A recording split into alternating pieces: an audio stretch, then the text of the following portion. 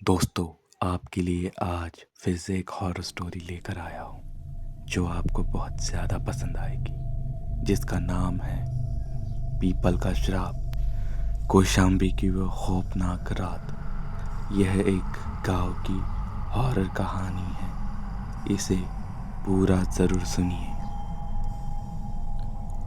अमित शहर की चकाचौंध में पला पड़ा एक सॉफ्टवेयर इंजीनियर था। तार्किक सोच और विज्ञान में भरोसा रखने वाले अमित के लिए भूत प्रेत सिर्फ कहानियों का हिस्सा थे। जब वह अपने पुश्तैनी गांव कौशाम्बी पहुंचा तो गांव का सन्नाटा उसे सुकून देने लगा। लेकिन उसे क्या पता था कि यही सन्नाटा उसे निकलने की तैयारी कर रहा है।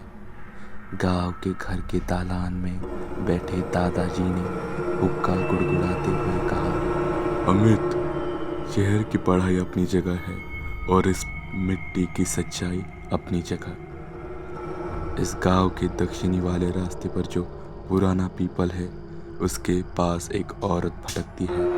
वह पहले अपनी खूबसूरती से फंसाती है और फिर रूह निकाल लेती है।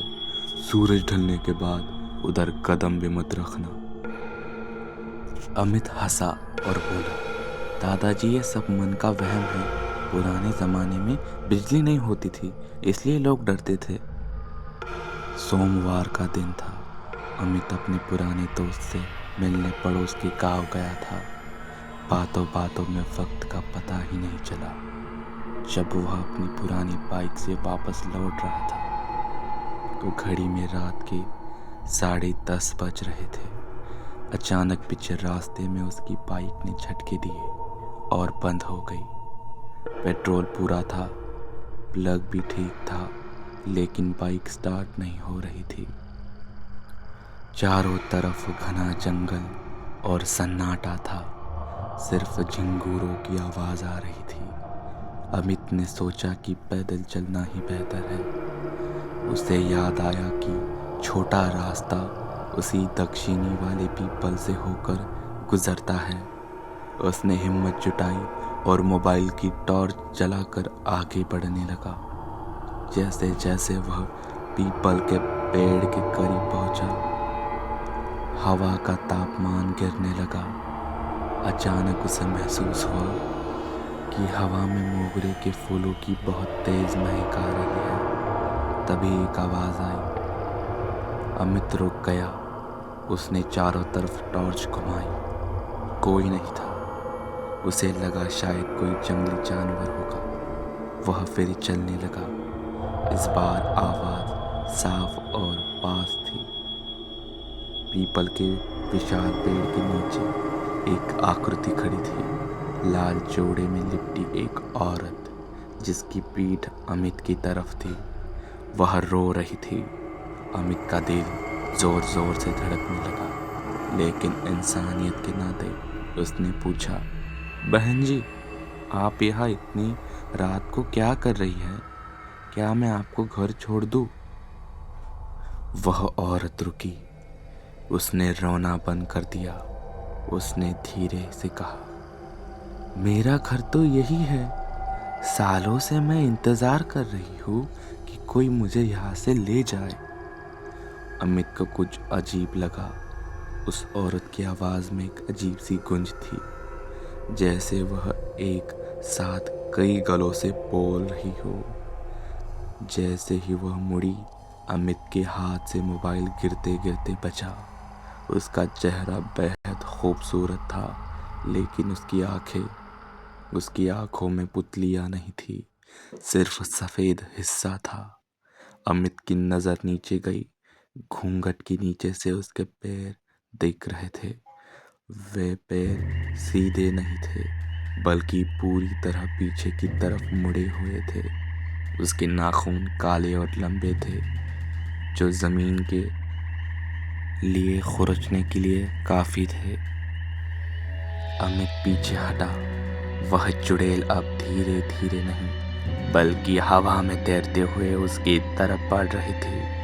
अचानक उसका चेहरा बदलने लगा। उसकी खाल लटक गई, जबड़ा फटकर बड़ा हो गया और उसकी जीभ काली पड़ गई। उसने एक भयानक चीख मारी, आज कोई नहीं बचेगा। अमित अपनी पूरी ताकत से भागा। वह सड़क पर दौड़ रहा था, लेकिन उसे ऐसा लग रहा था जैसे वह उस पीपल के पेड़ के पास बार बार लौट कर आ रहा है। रोड ट्रैपिंग था।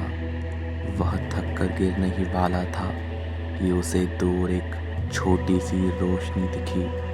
वह गांव का पुराना शिव मंदिर था। चुड़ैल अब उसके बिल्कुल पीछे थी। अमित को अपने गर्दन पर उसकी ठंडी और सड़ी हुई सांसें महसूस हो रही थी। उसने छलांग लगाई और मंदिर की सीढ़ियों पर चढ़ गया। जैसे ही उसने मंदिर का घंटा बजाया, पीछे से एक दर्दनाक चीख सुनाई दी।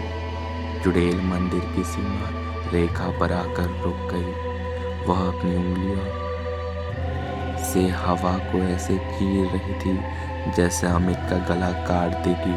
उसने पूरी रात मंदिर के बाहर बैठकर अमित को पुकारा, कभी उसकी माँ की आवाज में, कभी उसके दादाजी की आवाज में। अमित, बाहर आ बेटा, देख मुझे चोट लगी है। अमित, दरवाजा खोल, मैं तेरा दोस्त हूँ।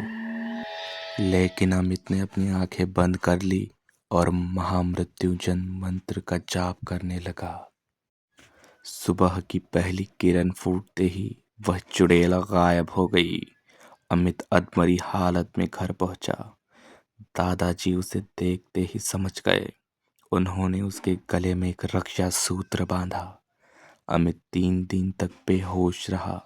जब उसे होश आया तो उसके शरीर पर उन काली उंगलियों के निशान थे, जैसे किसी ने उसे जलाने की कोशिश की हो। आज भी वह गांव का रास्ता बंद है और उस पीपल के पेड़ के चारों तरफ एक मोटी जंजीर बांध दी गई है ताकि वह चीज बाहर ना निकल सके। अगर आपको एक कहानी पसंद आई होगी तो अपने विचार कमेंट में ज़रूर लिखें।